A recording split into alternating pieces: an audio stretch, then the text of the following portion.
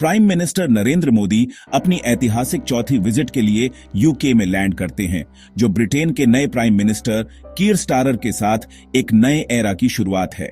यह सिर्फ एक और डिप्लोमेटिक ट्रिप नहीं है, यह एक स्ट्रैटेजिक अलाइनमेंट है, क्योंकि दोनों नेशंस ट्रेड, डिफेंस और टेक्नोलॉजी में अपने टाइज को मजबूत करना चाहते हैं। मोदी की किंग चार्ल्स III के साथ मीटिंग से रॉयल प्रेस्टीज बढ़ती है, जिसमें शेयर्ड वैल्यूज और मिशन लाइफ जैसी एनवायरनमेंटल इनिशिएटिव्स पर फोकस किया गया है।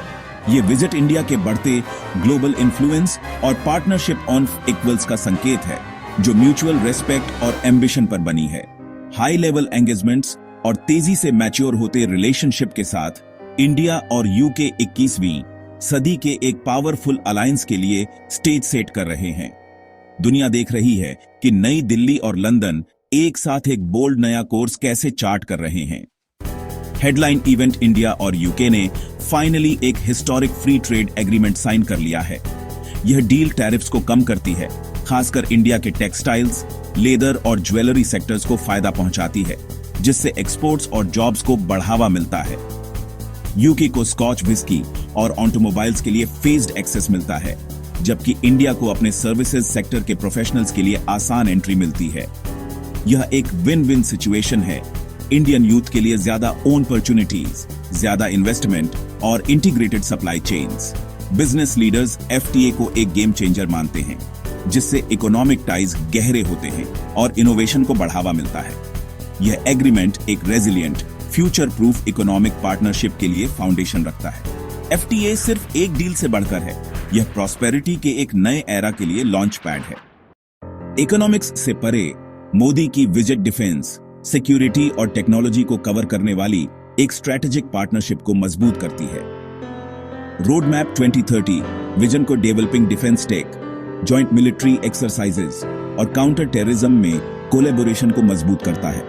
इंडिया और यूके AI, 5G और ग्रीन एनर्जी में हाथ मिला रहे हैं, जिसमें इनोवेशन को बढ़ावा देने के लिए एक नया टेक हब भी है। पीपल टू पीपल टाइज, खासकर वाइब्रेंट इंडियन डायस्पोरा, इस अलायंस को और एनरिच करते हैं। नए माइग्रेशन एग्रीमेंट्स स्टूडेंट और प्रोफेशनल एक्सचेंजेस को बढ़ावा देंगे, जिससे कल्चरल बॉन्ड्स गहरे होंगे।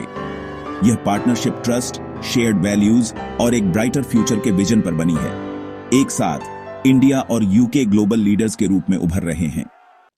प्रोग्रेस के बीच मोदी ने एक मुश्किल इश्यू को टैकल किया, यूके में छिपे हुए फ्यूजिटिव इकोनॉमिक ऑफेंडर्स। उन्होंने तुरंत एक्स्ट्राडिशन की मांग की, इस बात पर जोर दिया कि एक हेल्दी पार्टनरशिप के लिए जस्टिस और ट्रस्ट नॉन नेगोशिएबल हैं। यूके प्राइम मिनिस्टर कीर स्टारर, जो एक पूर्व प्रोसिक्यूटर हैं, ने कूनप्रेशन और तेज लीगल प्रोसेसेस का वादा किया। यह एक ब्रेक थ्रू है, जो इंडिया की कंसर्न्स के प्रति यूके की कमिटमेंट को दिखाता है। मैसेज क्लियर है, इंडिया जस्टिस का पीछा लगातार करेगा, जिससे उसका फाइनेंशियल सिस्टम और ग्लोबल क्रेडिबिलिटी मजबूत होगी। ऑनफेंडर्स के लिए कोई सेफ हेवन नहीं, इंडिया का रिजॉल्व पहले से ज्यादा मजबूत है।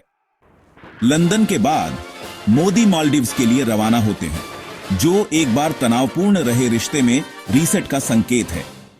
यह विजिट इंडिया की नेबरहुड फर्स्ट पॉलिसी को रिअफर्म करती है, जिसमें डेवलपमेंट, सिक्योरिटी और कैपेसिटी बिल्डिंग पर फोकस किया गया है। इंडिया मालदीव्स का मुख्य पार्टनर बना हुआ है, जो इंफ्रास्ट्रक्चर और मैरीटाइम सिक्योरिटी को सपोर्ट करता है।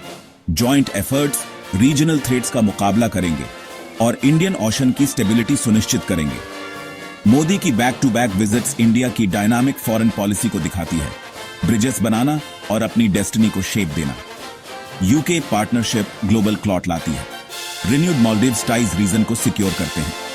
एक कॉन्फिडेंट इंडिया एक ब्राइटर, ज्यादा सिक्योर फ्यूचर के लिए पार्टनरशिप बना रहा है।